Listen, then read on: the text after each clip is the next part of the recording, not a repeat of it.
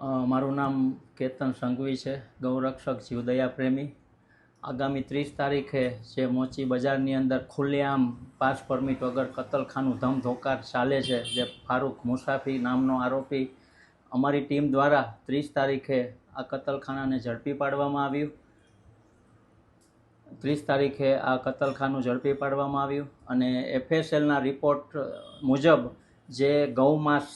જાહેર થયું છે કે 3 તારીખે FSLનો રિપોર્ટ અમને આવ્યો અને 6 તારીખના 8 વાગ્યા સુધીમાં પોલીસ તંત્ર દ્વારા કોઈ પણ કાર્યવાહી કરવામાં નહોતી આવી કે જે બારોટ સાહેબ કરીને છે એને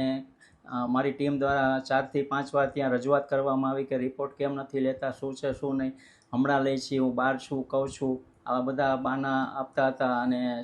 કાલ સાંજ 8 વાગ્યા સુધીમાં કોઈ પણ ફરિયાદ દાખલ કરવામાં નહોતી આવી।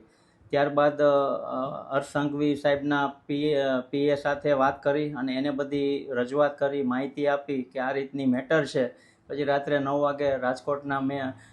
MLA દર્શિતાબેન શાહને રજૂઆત કરી અને એણે મારી વાત શાંતિ સાંભળી અને કીધું બધું કે જે કાંઈ છે હું જોઈ લઉં છું। અને સવારે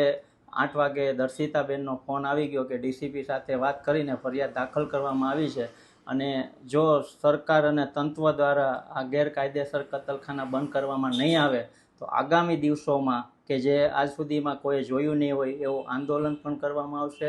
અને બીજું કે જે ગૌરક્ષકની ટીમ આની પહેલાં પણ ફારૂક મુસાફીએ જે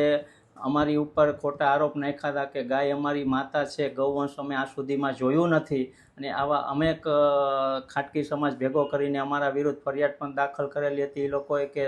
ચોકે ચોકે ખુલ્લા જીવદયા લુખા કે જીવદયા ચોકે ચોકે ઊભા રહીને અમારી ઉપર હુમલા કરે છે કે અમે ગાયને માતા માની છીએ, કોઈ દી અમારા સમાજમાં ગાય માતાનું કટિંગ કે ગૌવંશ એનું કરવામાં નથી આવતું, પણ FSLના રિપોર્ટે કાલે જાહેર કરીને બતાવ્યું કે આ ગૌમાંસ છે અને એ આરોપીને ઝડપી પકડે અને આગામી દિવસોમાં આવા કતલખાના ગેરકાયદેસર છે એ બધા બંધ કરવામાં આવે અને જો બંધ નહીં કરે તો પછી કાયદાનું કામ કરશે અને અમે અમારું કામ કરશું।